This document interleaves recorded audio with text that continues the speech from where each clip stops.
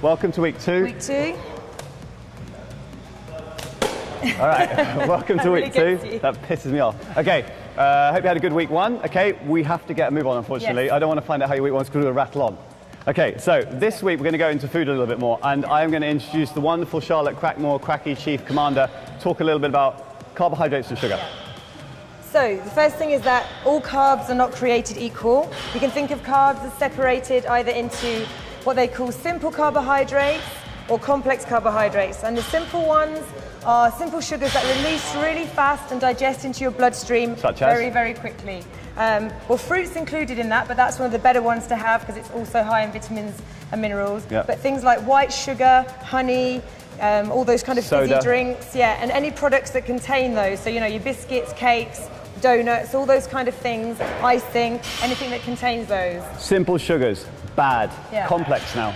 So complex sugars are longer chains of sugars, which means that your body takes longer and longer to break them down into those simple sugars. So there's a smaller effect on your blood sugar levels. You don't get that huge insulin spike, and that's what we want to avoid because it's this hormone called insulin that is a fat storage hormone. So the more insulin you produce, the more fat's packed off to all the cells around your body. So, simple bad, complex good. Now we've got a really simple example here of what she mentioned all the simple shit you should avoid. We've got a good example of simple versus complex and how it works in the body. It's the white and brown rice cooking one. Yeah. So the complex carbohydrates are those whole grains, things like oats, brown rice and brown pasta. And when they refine the product, they take out part of the grain, the bran, which contains all the fiber. They do that to extend the shelf life. And what happens is, as well as removing the fiber, it also takes out the vitamins and minerals. So if you've got this product left over, this white rice that digests really quickly, it causes you to get this kind of fast glucose raise in your blood, therefore this high insulin response, and there's hardly any decent nutritional benefit left. You choose the brown rice. Okay, we know it takes longer to break down. Just think of the cooking time. When you cook it, it takes 40 minutes or so compared to the 20 minutes, 10 minutes that white rice takes.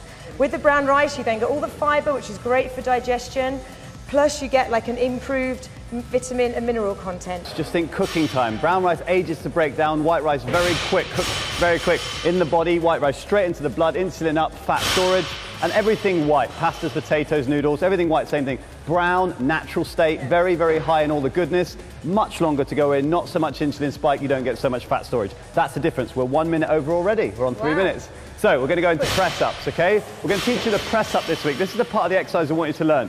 Hands underneath the shoulders, okay? I see people with really wide hands. Incorrect. Too narrow and it becomes a tricep and a back move. So shoulder width. Now we want to see hips and shoulders dropping at the same time. Up. The chest falls in between the line of the hands, okay? That's a hard version of the press up. That's excellent. Now knees down, Charlotte, knees down. This is an easier version. Knees 1.5 foot behind the hips, not under the hips. 1.5 foot behind. Chest, again, falls in between the line of the hands. Okay, go down again one more time. Up. Now, the main thing with a good press-up is range of motion. That means the more you go down and then back up, holding your core nice and tight, the more muscle tissue you're going to break down, the harder you're going to find it, the better the results, okay? So we want to see a full range of motion, all the way down, all the way up. It doesn't matter whether you do them on your toes or on your knees. What matters is you get a good full range of motion. Now let's just show them one crap one that we want to avoid. We don't want to ever see this in CF anymore, okay? Well, she's really accentuated that move, but what she should do it a bit more subtly, okay? Where you drop your hips first, and then you push your chest up first. So the hips fall before and the shoulders raise up before. So hips and shoulders don't fall on the same line. That creates a great amount of torque in the lower back, in the discs here, and it also lessens the amount of pressure going through the chest, which means less results, less strength gain, less muscle tissue breakdown, etc., etc.